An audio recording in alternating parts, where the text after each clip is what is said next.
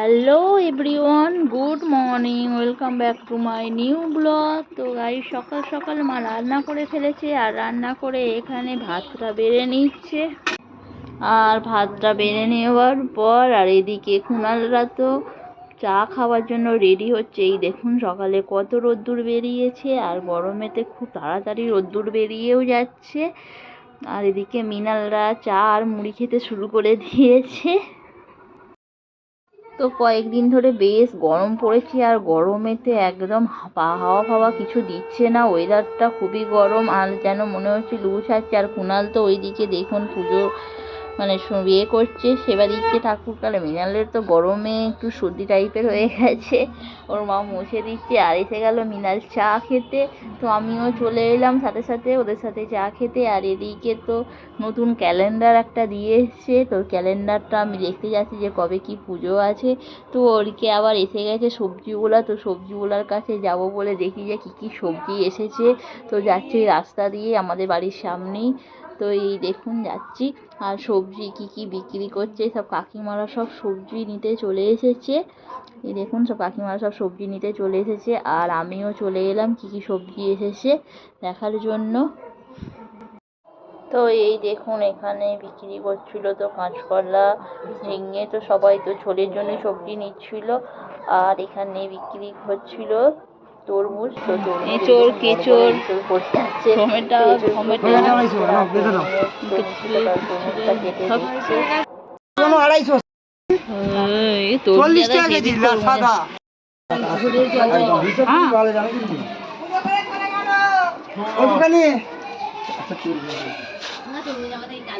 তবে না শরীরগুলো তো খারাপ হয়ে যাচ্ছে, করো না ওই জন্য তো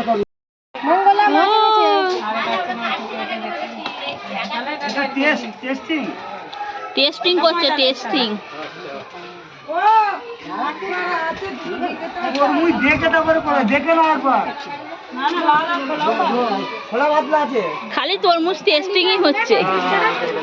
এই শান্তিকে তুলে দিল, শান্তিকে তুলে দিল।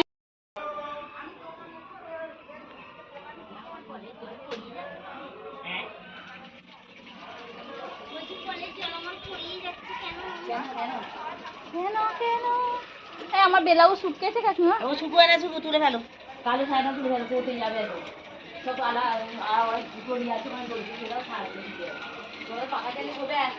হ্যাঁ ওই বড় মাছ এনে দিয়েছে, মাছটা ধুয়ে দে তো।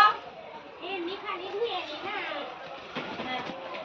তোরা তো বড় মাছ এনে ধুয়ে দিস। আচ্ছা দিদি এই তিনটা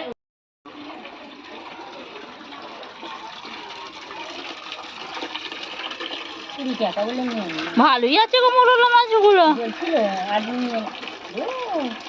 ওইটা এ করো, এইগুলো সব এর মাছ, নদীর মাছ, ওই জন্যই সাদা সাদা। তো আমি তো সবজির ওখান থেকে চলে এলাম, আর এখানে আমি জামা কাপড়গুলো গরমে তুলে নিচ্ছিলাম, শুকনো জামা কাপড়গুলো। আর এদিকে মা তো ধুয়ে নিল মাছটা, মা মাছ এনেছিল। আর এখানে আমাদের একটা এঁচড় কাটা হয়েছিল, তো মা এখানে এঁচড়টা কাটছে, এঁচড় দিয়ে চিংড়ি মাছ হবার জন্য। আর কাকিমা এঁচড়টাকে ধুয়ে দিচ্ছে, কারণ এঁচড়ের আঠাগুলো উঠে যায় জল দিয়ে ধুয়ে দিলে। আর গরমেতে মা দেখুন আস্তে আস্তে এঁচড়গুলো কাটছে আর গল্প করছে। গল্প করার পরে কাকিমাদেরও এঁচড়টা কেটে দিল, কারণ কাকিমাদেরও এঁচড় রান্না হবে। তো আমাদের হবে আজকে এঁচড় চিংড়ি, তো মা ওখানে মাঝে সাথে এঁচড় চিংড়িও নিয়ে এসেছিলো। আর এখানে দেখুন পাশে কুণাল কাটছে আমের টক হবে বলে, তো আম কাটছে। এই দেখুন কুণাল সমস্ত আম কেটে ফেললো পাত ফাত দিয়ে। আর ততক্ষণে মা এদিকে এঁচড়টা কাটা সম্পূর্ণ হয়ে গেল। এই দেখুন এঁচড় কাটছে, আর ওদিকে মা কুণাল কাটছে আম। তো আমটাম কাটা হয়ে গিয়ে এদিকে চাটনির জন্য এই দেখুন কত আম কেটে ফেলেছে কুণাল। আর আমি ওদিকে চলে গেলাম রান্নাঘরে, তো আম দিয়ে ডাল বানানোর জন্য। আর এদিকে আমি ফোড়ন টোড়ন দিয়ে আম দিয়ে ডাল বানিয়ে জন্য রেডি হয়ে গেলাম। আর ওদিকে দিয়ে দিয়েছি এঁচড়টা সিদ্ধ করতে নুন হলুদ দিয়ে। তো এদিকে দেখুন এঁচড়টা সিদ্ধ হয়ে গেছে আমার। তো এদিকে ডালটা তো আগে থেকে করাই ছিল, তো সেই জন্যে আমরা কি করলাম, আমটা ফোড়ন দিয়ে ডালটা বসিয়ে দিলাম। আর এদিকে আমাদের এঁচড় সিদ্ধ হয়ে গিয়েছিল। আর এদিকে এঁচড়ের চিংড়ি করার জন্য এখানে আমি নিয়ে নিলাম চিংড়ি মাছগুলো, ভেজে নিলাম হালকা করে। ভেজে নেবার পরে এই দেখুন আমি চিংড়ি মাছগুলো ভাজছি। তো একটা একটা করে চিংড়ি মাছগুলো আমার ভাজা মোটামুটি শেষেরই দিকে।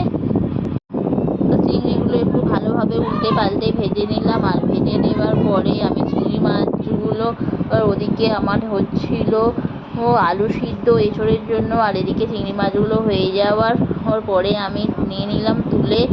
তুলে নেওয়ার পরে এগুলোকে এই তেলের মধ্যে দিয়ে আমি এঁচোড়টাকে ভালোভাবে ভেজে নেব।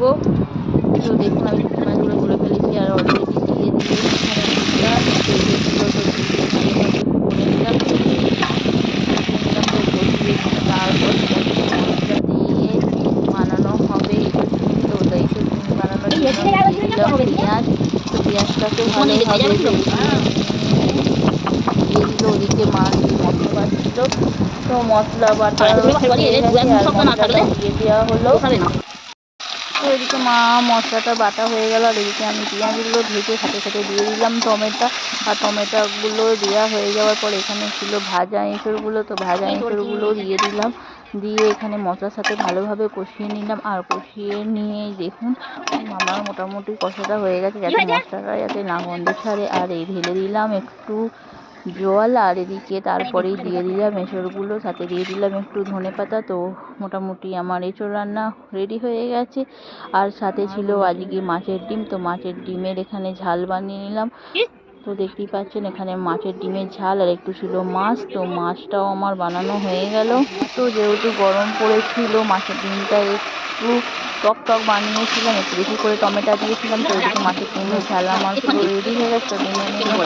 তো বন্ধুরা আমার ভিডিওটি কেমন লাগলো, ভালো লাগলে লাইক শেয়ার অ্যান্ড সাবস্ক্রাইব। দেখা হবে নেক্সট ভিডিওতে। Tata bye bye.